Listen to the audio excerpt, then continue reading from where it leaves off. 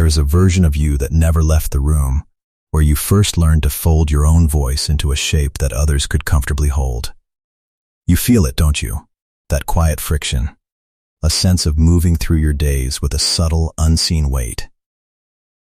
It's not a lack of strength that holds you here. It's the architecture of an old self, beliefs carved by a different time, wounds dressed as wisdom, identities you wore for survival that have now fused to your skin. The path forward isn't about building a new you from scratch. It's an archaeology of the soul, a careful, courageous removal of everything that is not, and never was, truly you. In this space, we will walk through 10 silent agreements you must dissolve if you are to step into a life that is authentically, undeniably yours. This is not about improvement. It is about excavation. Before we begin, I want you to ask yourself one question. If you carry this exact emotional weight into the next year, the next 5 years, who will you have become? And if the answer brings a quiet ache to your chest, then you are already listening, and you are exactly where you need to be. Let's begin with the first, and perhaps the most foundational. Release. Number 1. The biography you are still writing for yourself. There are days you move through the world, and it's as if the air itself resists you. You've outgrown so much, yet an invisible tether pulls you back into familiar patterns of thought, of reaction, of hesitation. This isn't coincidence. It is the gravitational pull of an old story, a narrative about who you are that was authored in a different season of your life. In psychology, we might call these psychic structures, clusters of memory, emotion, and belief that crystallize around early experiences. They form a lens, and you see every current event through its warped, outdated glass. You believe you are making free choices, but often you are simply reading lines from a script written by a younger, more vulnerable self. For instance, you hesitate to claim credit for your work, deflecting praise with a joke. The cause isn't in the present moment. It lives in a memory where standing out led to ridicule or rejection, or you avoid conflict at all costs, smoothing over disagreements until your own needs dissolve. This isn't present-day diplomacy. It is the strategy of a child who learned that peace was bought with their own silence. You are responding from the memory of who you were, not from the reality of who you are now. A person with agency, with voice, with choice. Imagine this old story as a suit you've worn for decades. It fit once. It may have even protected you. But the fabric is now threadbare, the shape restrictive. Every attempt to move freely reminds you it was never meant for the journey you are now on. The loyalty to this old biography creates a profound paradox. You yearn for a new life, yet you faithfully uphold the very walls that pen you in. The unconscious mind is a creature of habit. Its primary directive is not growth, but familiarity. Familiar feels like survival. The new, even if it is beautiful, registers first as risk. So you find yourself clinging to an identity like a worn-out coat on a winter you've already left behind. You forget you have grown. You forget the climate of your soul has changed. I want you to pause here, just for a breath. Ask yourself, this old story, this familiar identity, is it still serving as a guide, or has it become a cage, softly padded, that keeps you from exploring the vastness of who you could become? What landscape of your life might come into view if you simply set that story down? Loyalty to an outdated self prevents you from ever touching the core of your own being. It is a betrayal not of your past, but of your present potential. The soul's natural trajectory is always toward expansion, toward light. The stagnation you feel is not your nature. It is the echo of an old song you've forgotten how to stop singing. Liberation begins not with a roar, but with a whisper of recognition. I am not that person anymore. And that is not an act of abandonment. It is the ultimate act of self-honesty. Number 2. The sophisticated art of self-sabotage. The old story keeps you anchored in the past. But there is a more agile, more subtle force that works in the present tense. It doesn't look backward. It acts the very moment the future begins to brighten. This is the habit of self-sabotage. It is the unseen hand that gently loosens your grip right as you're about to grasp something meaningful. Understand this. Self-sabotage is not a flaw in your character. It is a function of your psyche. It is the protective, fear-driven part of you choosing the known misery over the unknown possibility. Think of the last time you were on the verge of a breakthrough. Perhaps after months of consistency, you inexplicably stopped. A promising connection appears, and you manufacture a reason to pull away. A moment of kindness is offered, and you meet it with suspicion. This is not a lack of desire. This is the unconscious whispering a warning. This new territory, it is not mapped. Stay where you know the rules, even if the rules are causing you pain. Self-sabotage is like a muscle that has only ever learned to brace. When asked to relax, to open, to receive, it trembles. That trembling is not a sign you are on the wrong path. It is the sensation of a system learning a new, more vulnerable posture. We are not afraid of the dark. We are terrified of the light. Because in the light, everything becomes visible, including the parts we've spent years hiding. Some people spend a lifetime acclimated to chaos, to conditional love, to unpredictability. So when a calm, steady presence enters their life, their nervous system screams in panic. The silence feels wrong. The safety feels like a trap. The unconscious misinterprets this peace as a threat to its entire understanding of the world. And so, it orchestrates a familiar chaos, an argument, a withdrawal, an act of destruction, to return to the known, however painful. The danger of this pattern is its stealth. It wears the mask of logic, of prudence, of I'm just being realistic. It speaks in your own voice, and every time it succeeds, it reinforces a quiet, devastating belief that you are not capable of holding the good you say you want. To dismantle this, you do not need more willpower. You need more awareness. You must become a witness to the moment the old pattern steps onto the stage of your mind. That moment of recognition, that split second of consciousness, is the fissure in the wall. And when you choose, with trembling hands, to move forward anyway, you are not just achieving a goal. You are rewriting a neurological pathway. You are teaching your soul a new definition of safety. Number 3. The slow leak of parasitic relationships. Sometimes, the source of your exhaustion has nothing to do with your own patterns. It emanates from the people who share your orbit. Not every relationship is meant to be a bridge. Some are weights, elegantly disguised as connections. They do not arrive with drama or demands. They arrive with a smile and proceed to siphon your emotional vitality in quiet, incremental ways. You may not notice it at first. You simply feel depleted after a conversation that seemed normal. You find yourself editing your thoughts, managing their mood, carrying the unspoken emotional burden of the interaction. You walk away feeling heavier, as if you've been living for two. The renowned psychologist Carl Jung once observed that when two personalities meet, it is a chemical reaction. Both are transformed. But not every chemical reaction creates something nourishing. Some create a slow poison. These relationships often begin in compassion. You see their need, and you step in. You believe you are being kind, being strong. But there is a hidden transaction occurring. You are trading your energy for a sense of being needed. You become their steady ground, while your own footing grows increasingly unstable. Let me ask you a question, and be brutally honest with yourself. In the dynamics that drain you, who have you been? The healer? The stabilizer? The eternal listener?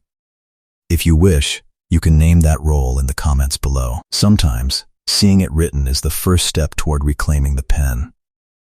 Energy-draining relationships are a mirror. They often reflect an unconscious belief within you, a belief that your worth is tied to your utility, that love is earned through endurance, that you are only valuable when you are solving problems. This old wiring attracts people who will happily confirm that story. They don't just take your time, they erode your sense of self. They make you accustomed to emotional scarcity, until you forget that true connection should feel like expansion, not contraction. You were not put on this earth to be a hospice for every wounded soul around you. Your primary responsibility is not to keep others afloat. It is to protect the sanctity of your own energy. A life-giving relationship makes you feel more like yourself, not less. It gives you room to breathe, to grow, to shine. When you courageously step back from what depletes you, you are not building a wall, you are clearing a space. And in that space, something remarkable happens. You make room for connections that resonate at your new frequency.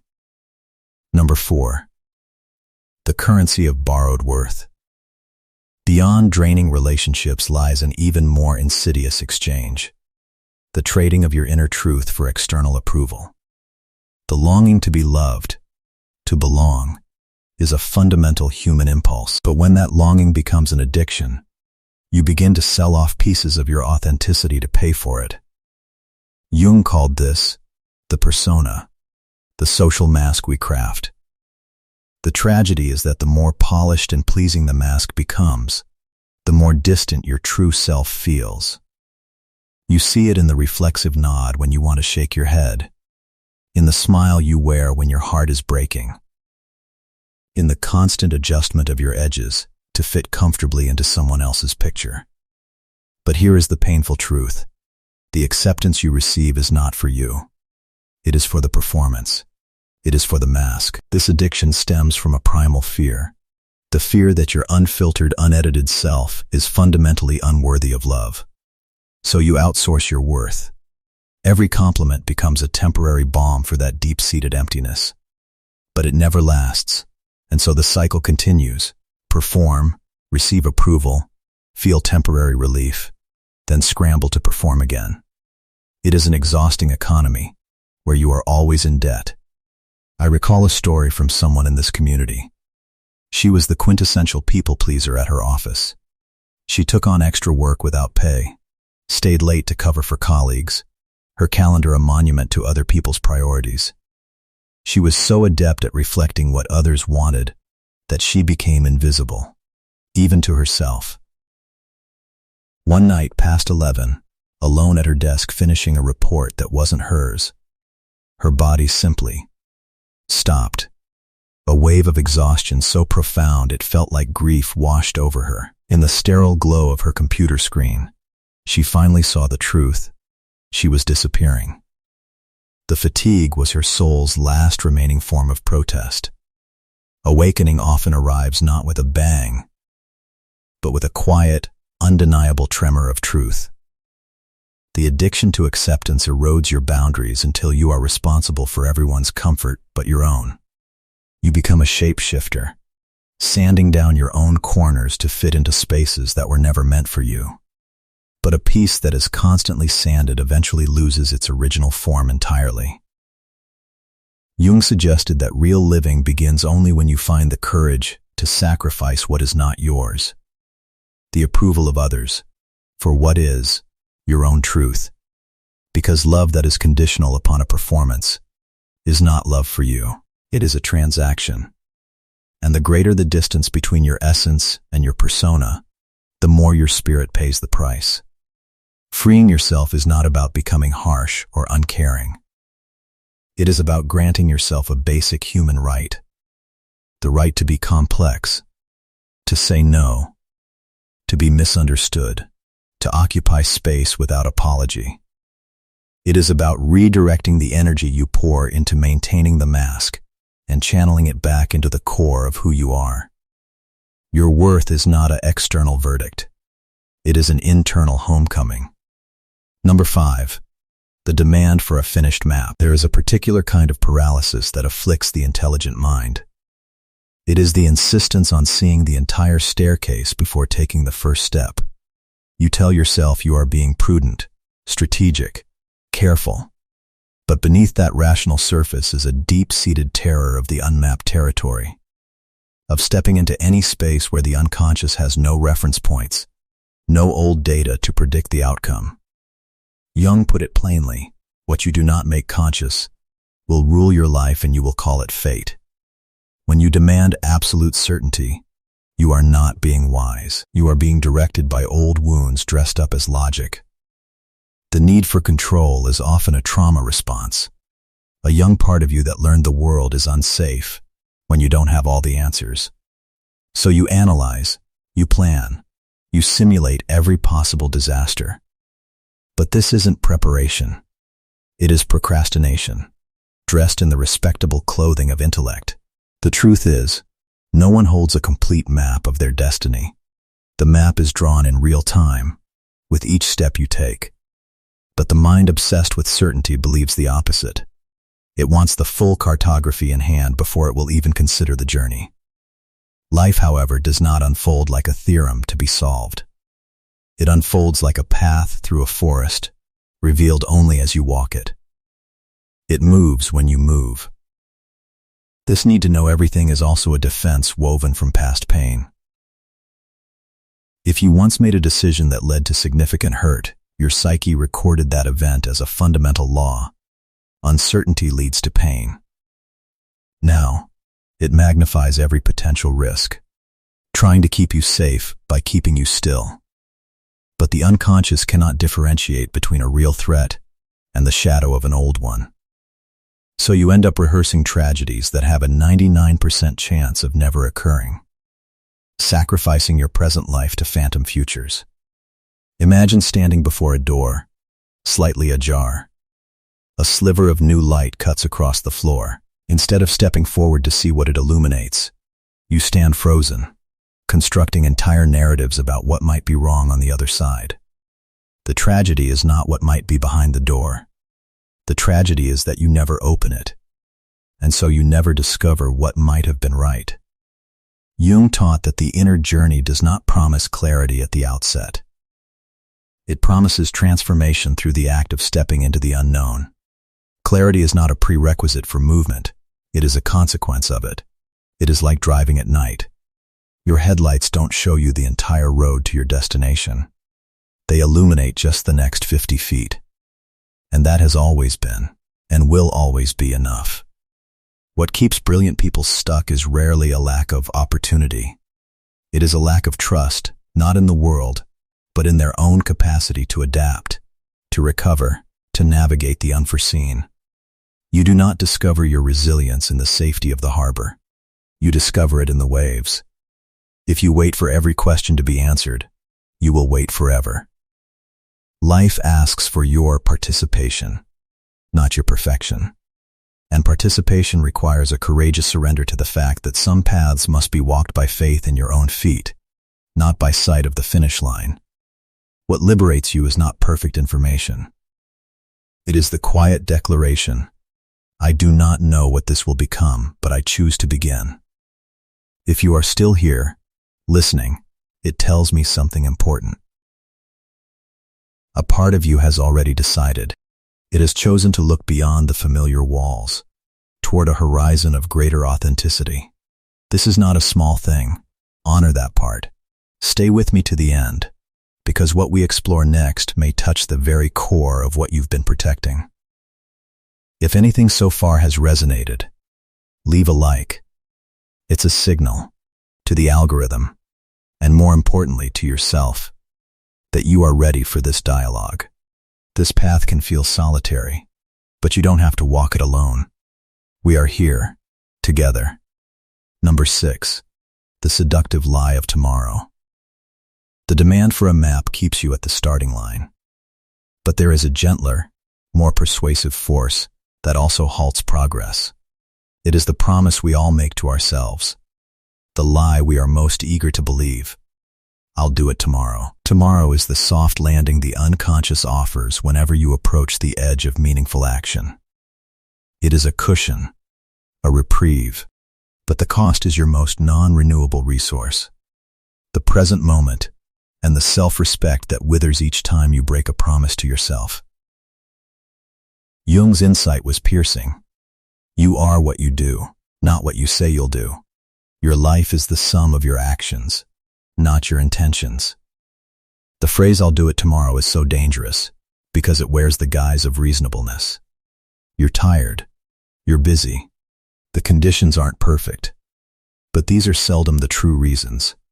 Procrastination is at its heart a form of self-protection.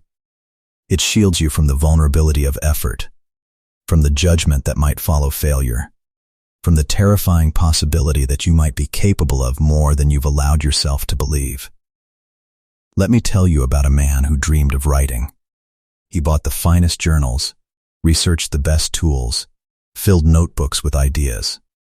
For 2 years, his mantra was soon. Every Sunday evening he'd feel a stir of inspiration, only to soothe it with, "I'll start fresh on Monday." Monday would come, and the shadow of not good enough would descend. The idea remained pure, perfect, and unborn in his mind, while his reality remained unchanged. His dream stayed alive, but his vitality, his sense of agency, slowly dimmed. People mistake procrastination for laziness. Through a psychological lens, it is a symptom of inner conflict. One part of you, the self, strains toward growth and expression. Another part, the protector, fears the exposure and effort that growth requires. This internal tension creates a paralysis. And when faced with a choice between the discomfort of action and the comfort of delay, the psyche often chooses the path of least resistance: inaction. Tomorrow also sells you the illusion of infinite time. It tricks you into believing you have a limitless supply of days to do what matters. But the truth is more urgent. The number of days in which you can change the trajectory of your life is far smaller than you think. Procrastination doesn't just postpone a task.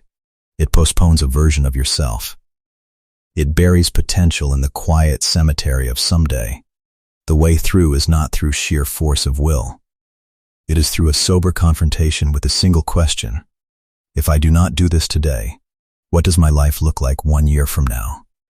If the landscape is identical, then you already know what is being buried. Not just a project, but a piece of your soul. Number 7. The mirage of the healing horizon. Even if you overcome delay and begin to move, a more subtle trap awaits on the path. It doesn't hold you back. It propels you forward, but toward a false destination. It is the pervasive illusion that external success will heal your internal wounds. So many believe that the right achievement, the promotion, the accolade, the financial milestone, will act as a salve, finally quieting the voices of inadequacy, shame, or emptiness within. You tell yourself, "When I get there, I'll feel whole." But Jung offered a corrective. Your vision will become clear only when you can look into your own heart. Who looks outside, dreams. Who looks inside, awakes. Success can change your circumstances, but it cannot perform inner surgery. It can bring you into a new room, but it cannot replace the mirror on the wall. If you look into that mirror and still see someone who feels fundamentally not enough, then no achievement, no amount of applause, will change that reflection. In fact, success often amplifies the hidden wounds, making them louder, more exposed. When you use striving as a way to outrun your pain, you engage in a double betrayal. You exhaust yourself avoiding the very inner work that is needed, and you place the burden of your healing on an outcome that was never designed to carry it. The result? The higher you climb, the more acute the fear of falling becomes. The more you acquire, the more fragile you feel. It is like constructing a magnificent castle upon sand. It looks impressive, but the foundation cannot hold. Many use relentless productivity as a form of anesthesia. They call it drive, ambition, passion. But often, it is a sophisticated escape from a simple, terrifying fact.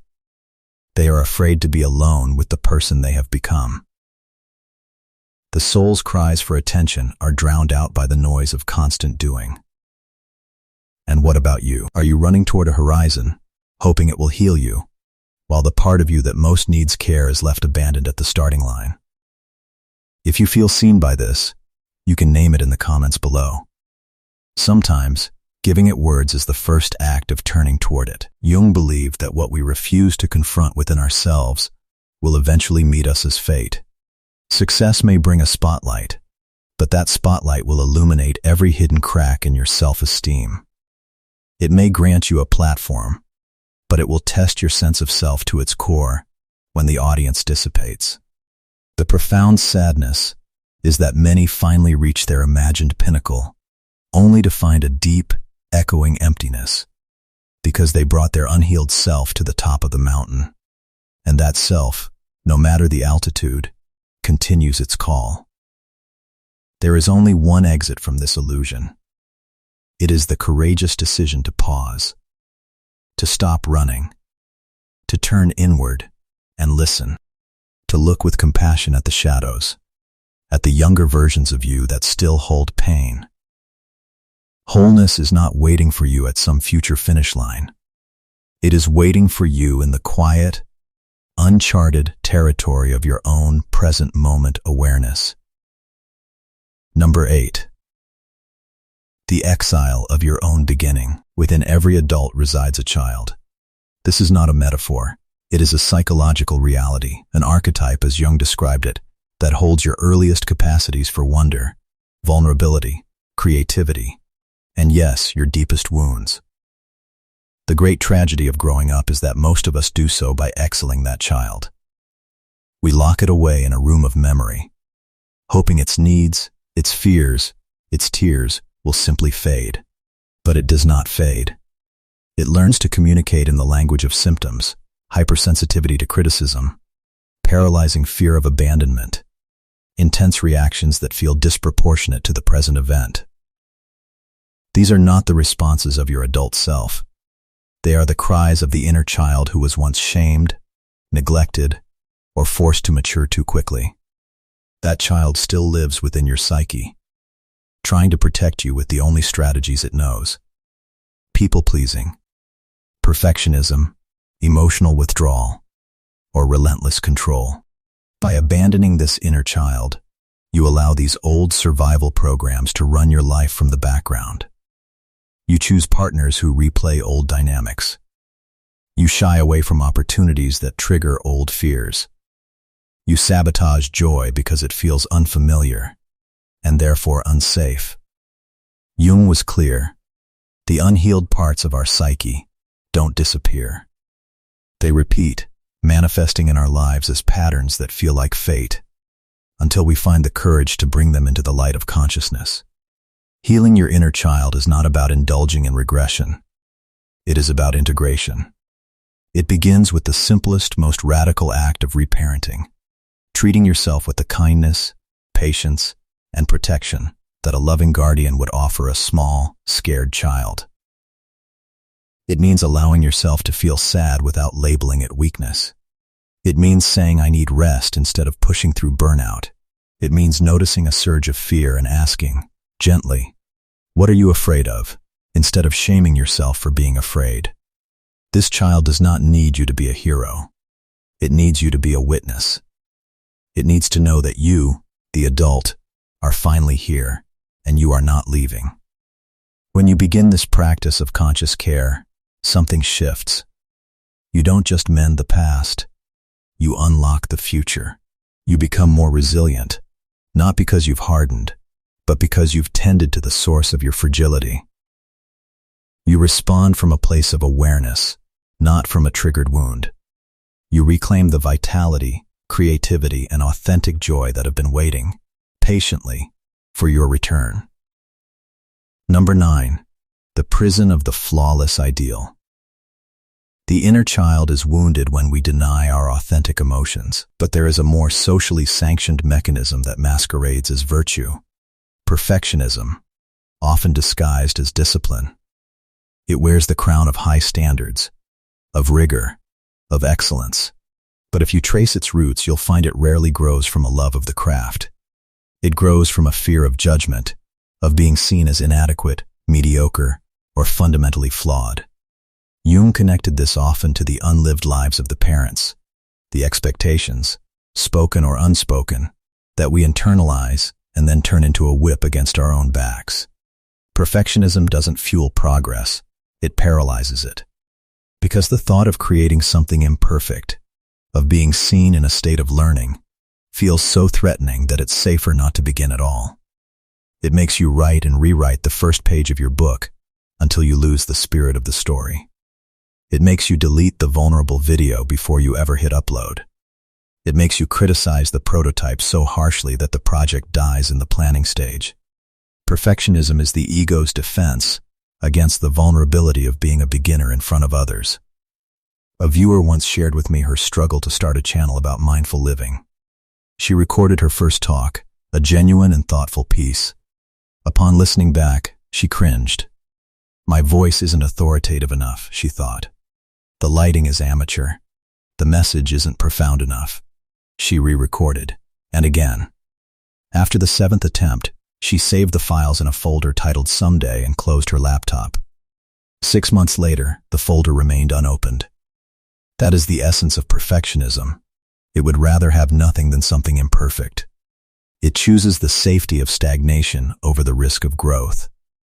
We must distinguish this from true discipline. Discipline is the commitment to show up consistently, especially when the work is imperfect. It embraces the messy, iterative process of growth. Perfectionism, however, demands that you stop unless the conditions are flawless. One is a nurturing guide. The other is a merciless warden. Ask yourself this. If you share your creation today, and it has flaws, what is the true catastrophe? Does your intrinsic value vanish? Or does it simply reveal you as human, in process, courageously visible? If you never begin, how many years will pass before you grant yourself permission to be gloriously, humanly imperfect? Mastery is not born from pristine first attempts. It is forged in the fires of iteration, of correction, of brave and continual showing up. That is how you integrate your shadow, not by hiding it, but by allowing it to walk with you into the light. Number 10. The mythology of failure. And of course, perfectionism's constant companion is the fear of failure. From a Jungian perspective, failure has no inherent psychological meaning. It is a neutral event, an outcome. We attach the meaning. And the meanings we attach are almost always stories from the past. Mistakes make me unlovable. To be wrong is to be rejected. If I fail, it proves my deepest fear, that I am not enough. This fear often originates in early environments where error was met with disproportionate consequence. Withdrawal of love, harsh criticism, shame. The unconscious learned a brutal equation. Failure, silk, danger. And so, to stay safe, it convinces you to avoid the arena altogether. You are not afraid of the act of failing. You are terrified of the story you will tell yourself about who you are if you do. This fear makes you live as if you are traversing a narrow ledge, your gaze fixed on the drop below, never daring to look up at the vast sky above. You become preoccupied with a single haunting question. What if I fall? But you neglect the more vital question. What if I fly? Or more groundedly, what will I learn about my own resilience if I try? Jung reminded us, I am not what happened to me. I am what I choose to become. In this light, failure is not an endpoint on the path of growth. It is a crucial point of data on the map. Each time you venture into feared territory, you learn not just about the task, but about your own capacity. You learn how to adapt, to recalibrate, to rise again with wiser eyes. When you disentangle your sense of worth from the binary of success-failure, you transform failure from a monster into a mentor. Think of learning any physical skill, to swim, to dance, to ride a bike. You do not expect grace from the first moment. You expect wobbles, falls, splashes. These are not indictments of your potential. They are the necessary grammar of learning. No one believes a child who falls off a bicycle is destined never to ride. They understand that falling is part of the process. What liberates you then is not a guarantee of perpetual success. It is the cultivation of a deeper, more unshakable faith. Not in outcomes, but in your own core self. It is the courage to whisper, even in the face of doubt, even if this does not work, I remain. And I can begin again. As we draw this exploration to a close, you might sense a common thread. This journey of release is not about losing parts of yourself. It is about clearing away the sedimentation, the layers of adaptation, fear, and old stories that have settled over your essence like dust over a diamond. The goal is not to become someone new, but to remember who you were before the world told you who you should be. Letting go is not an act of violence against your past. It is an act of creation for your future. Every weight you remove does not leave you empty. It returns to you space to breathe, to expand, to finally hear the quiet, truthful voice that has been speaking beneath the noise all along. If there is one sentiment I hope you carry from our time together, it is this: the doorway to a more authentic life is not guarded by anyone but you. The key is not a complex secret. It is the choice to stop carrying what no longer serves you. The architecture of your liberation is built one released stone at a time. Now, only one question remains, and it is yours to answer. Do you have the courage to set down the first weight?